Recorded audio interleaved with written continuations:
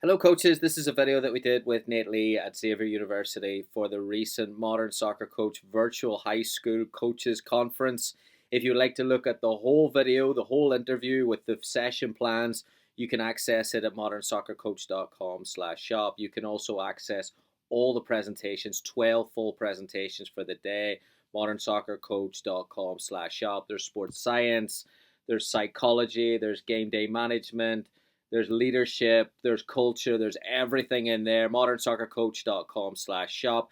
This event was sponsored by Spiideo. Please check out Spiideo. The link is below if you're looking for some match analysis, some video, data. They do everything. Please take a look. The link is below. Please also subscribe when you're there. modernsoccercoach.com/shop. Spiideo. This is Nate Lee. Enjoy. Nate, thanks so much for joining us today on the Modern Soccer Coach High School Virtual Coaches Conference. Super excited to have you on. Gary, great to be here. Always nice to see you. Really enjoyed the session. The first thing that jumped out to me was the music in the warm-up. Always really liked the idea of it. Never did it. Is it something that you do all the time? Is it something that you kind of structure towards the end of the season? What's the story behind it? Yeah, I mean, the story is it's kind of funny. At the beginning of us arriving here at Xavier, the warm-up actually became a little bit of an issue because the way I see it, when we start training, it involves a ball. But in today's world, to get players ready to perform and for injury prevention, you want to have some sort of activation. And so it's my belief that the players can lead themselves through an activation routine. At the time, like the men's program here at Xavier, I think they still might do it. One of their coaches takes their team through a different one each day and makes it fun and makes it interactive. And for me personally, and how we kind of run things, I didn't think that was necessary on a lot of different levels. So we asked the players to do it. We introduce sort of the routine, and then the team takes it over. So it can get monotonous, and we all understand that. We don't want it to be laborious.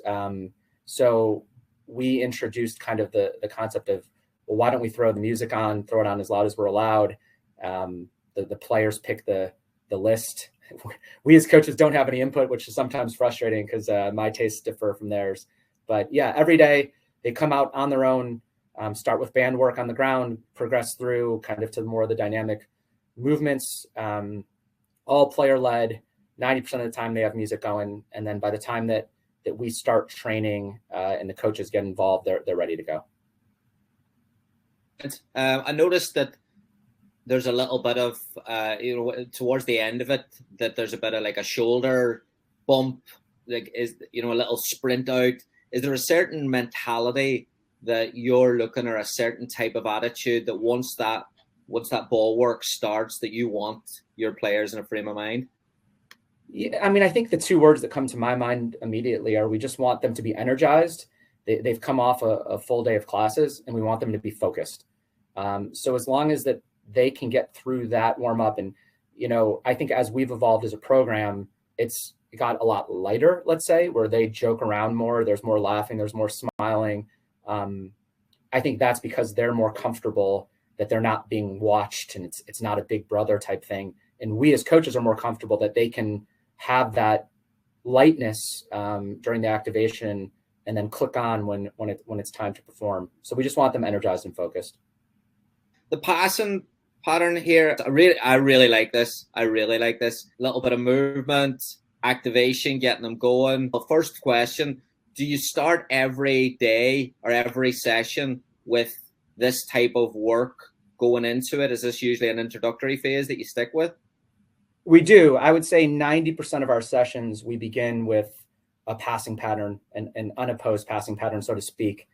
I would say more often than not, we split the team into two groups doing the same thing at the same time. We were later in the season this year, trying to manage load and manage work rate. So we did it all in one group here with a little bit more rest. But yes, we start every day with a passing pattern, trying to create habits, trying to create tempo, trying to create spacing and triggers. And this one is actually, it's interesting. We did this setup once or twice throughout the fall, but everything we did as far as the actual pattern itself was new, which watching this a little bit, you could see there's maybe a few more mistakes than you might be used to because it was new to the team on that given day. Yeah, I like the variations with a passing pattern. Some things that when you're designing it, sometimes you look and if every pass is the same length, you then aren't really, sometimes the players can get almost conditioned to pass the ball 5-10 yards. There's certain things that you're looking for. One of them I can hear you shout, move away and check two. Is there certain, principles that or just daily technical points that you're trying to drive?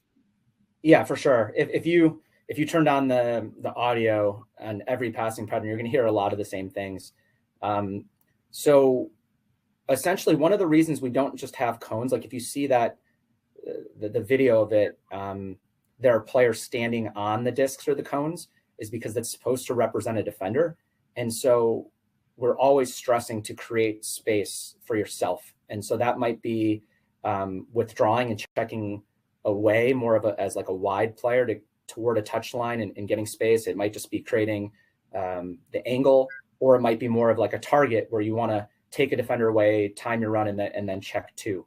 And all of our passing patterns, I think, involve a lot of like coordination amongst 3 or 4 people. And so for the timing to work and the spacing to work, you can't just stand on a cone, or you can't just like start at a cone and come forward, because then everything will be too tight. And so a lot of our teaching, even as it gets bigger sided, relates to spacing. And so for the spacing to work on what we would call like a bounce pass, where you play it forward and then bounce it back one touch, we stress checking away and then checking two.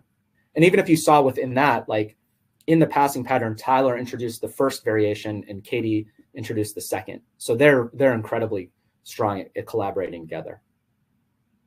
Yeah, the second variation was I really enjoyed that. It's a little bit of there's a diagonal pass coming through that there. So there's a bump, diagonal, and then there's a runner from deep. I mean, how complex do you go with these things on a daily basis? Is this on a scale of 1 to 10? Where would this sit in the complexity scale? I would say this would sit 5, 6, 7. I mean, we build complexity almost in everything we do. This one, what I like about it is if you kind of follow the ball around, I think there's a lot of different passes you can have. The simple kind of like get the ball in the half turn, which is incorporated in almost everything we do. A bounce pass, which is incorporated in almost everything we do. The through ball, like some sort of vertical pass on the ground. The one thing I like about this one is if you see them knock it back and then there's a through ball there. And so we spend a lot of time trying to time runs forward. In order to do that, you have to take negative space first, and then you have to practice weighting a ball. If you see this here, like the player who bounces a pass has to do it twice from 2 pretty different starting points. And so there's a lot of transition in it. So I'd say this isn't the most complex thing we do, but it's pretty normal. And I think just with 8 people going at once, a lot of times we'll do something that's about half this size with 2 grids. I think with this being a few more people involved, it's probably a 7 on the scale of complexity. Yeah, I really like this. I really like, I love a diagonal pass because again, sometimes passing patterns can be a little bit too linear, too vertical. But when you're coming through this here, I mean, you talked about spaces there going smaller. Would you ever go any bigger than this? Yeah, I mean, when Kelsey was here, one of our favorite patterns that she really liked was a a half field pattern that involved like a 40-yard pass at the end. The hard part about that is the spaces we have to ask the players to cover in that moment. And so our numbers have to be right, and we have to be in the right phase of a week and the season to like incorporate like ball striking right off the bat and then 40, 50-yard sprints. And so we do, but I would say we maybe do it once every 2 weeks. I think our staples here is if we do everything going to the right for 90 seconds, we'll flip around and do it to the left to try to encourage our players being able to use both feet. If you see me stop a session and raise my voice, it's usually because someone used the improper foot. I always say I'd rather see you mess up with your weak foot than run around it. We have to get better by being willing to fail. And then I don't know if you noticed what we did on the third transition or the third phase of it is essentially you have the framework and we're going to the right, so to speak, but we say it's free play. So some of the staples of our passing patterns is we try to incorporate, half turns. We try to incorporate penetrating passes, bounces, movement off the ball, spacing, but are always at the end, it's sort of like free play. So the terminology you'll hear me use is what makes sense, what makes sense, what makes sense. Like how do those 4 or 5 people have a relationship within each little segment? And then one person's decision influences the picture. And then how do we recreate a proper picture constantly?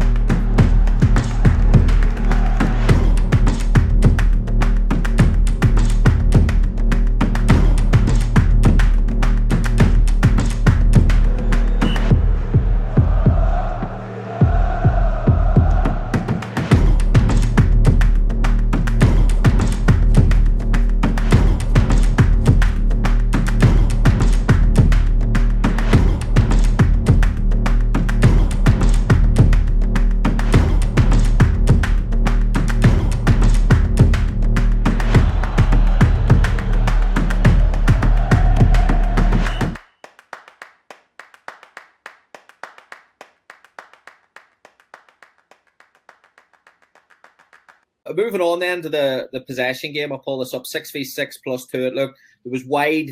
Really, really like this because I didn't notice the wide goals until you obviously can't hear the instructions. Talk me through the objectives for this game here. I'll put it up. Yeah, I mean, I think when we probably do less possession stuff or less rondo type stuff than most. When we do it, we tend to have direction. And then that direction ending in a goal. So we do this a lot full field, where that rectangle would be inverted and would be essentially like the middle third of the field, and then it goes to big goals. But in this, for us, it's not necessarily trying to get wide, it's trying to get a penetrating pass vertically toward the goals. I think this particular one, our first progression of it is find someone on the half turn, break the line on the dribble, and then finish. The second progression was you have to play someone into space, and it has to be a third person run. Okay, so that involves hopefully trying to find the weak side or proactive running from someone not involved in the 2 people involved in the first pass. Oftentimes we'll make it, start off saying you could break out either direction and then make it actually directional as we go through the progressions. But we like to try to play the ball into space, I guess is what we'd say. So you want to be able to keep the ball, you want to be able to press, all the stuff that comes with natural possession. But then our goal oftentimes is like, okay, we draw a defense in. Our goal is always to try to challenge the space behind. Can we start building in triggers on and off the ball? Yeah, I really like this. The interesting thing for me as well is that sometimes these games you have to 6, 7, 8 passes before you break out, and they never really get going. This seems to be a lower, like 3 or 4 even before you. Yeah, I think it was 4, but for us, when we do that, it's like the 4th pass can be the penetrating pass. So 1, 2, 3, and 4 can break through. The way we play, when we can find it. In terms of the positioning here, are players organized, or is there a structure, or do they have freedom to move wherever in here? Yeah, there's for sure freedom. We don't start them in points. I think they naturally the +2 players will naturally oftentimes be in the middle, and they're usually center midfielders because we put the +1 as the players who are on the ball the most, kind of the 6s and the 8s of our team. But we don't make players go anywhere. We don't give them that instruction. I think it happens pretty organically.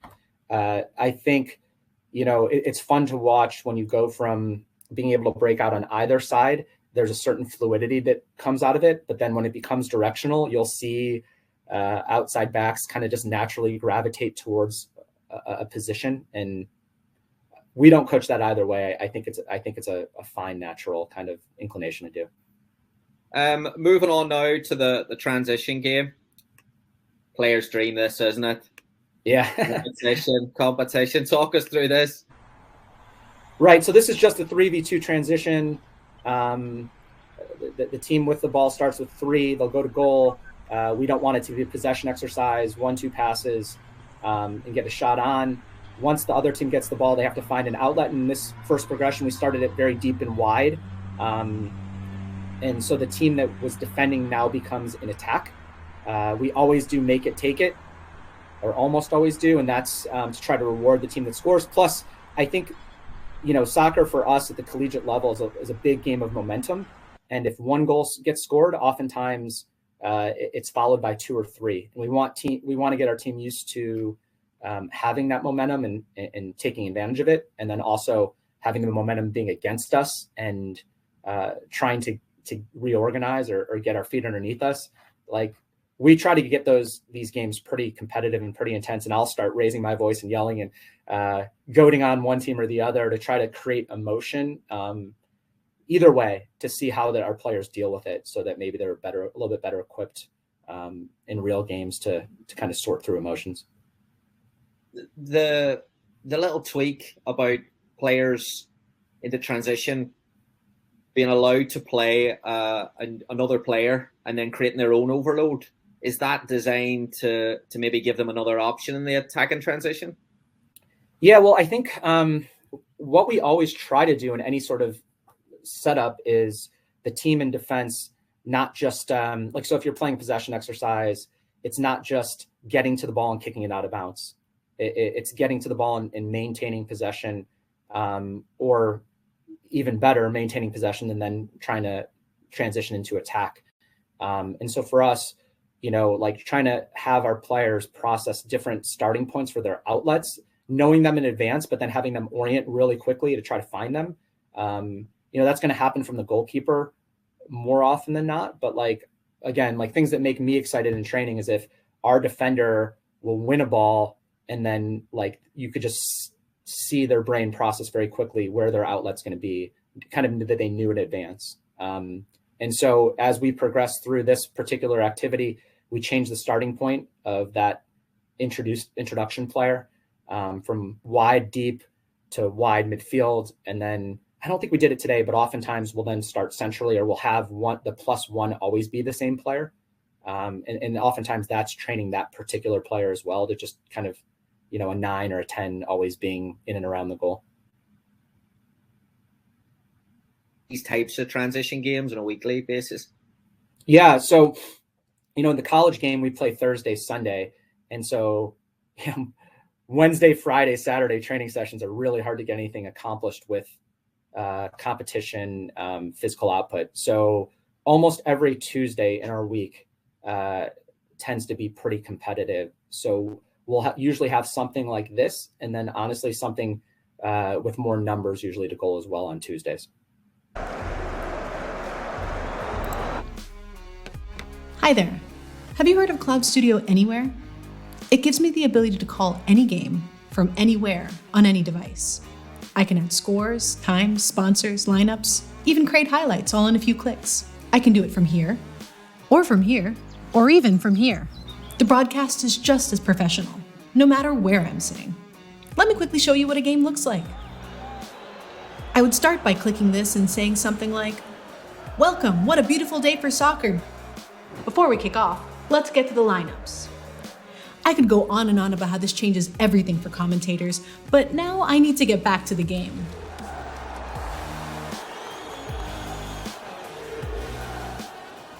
You can read more about Cloud Studio Anywhere on Spiideo.com.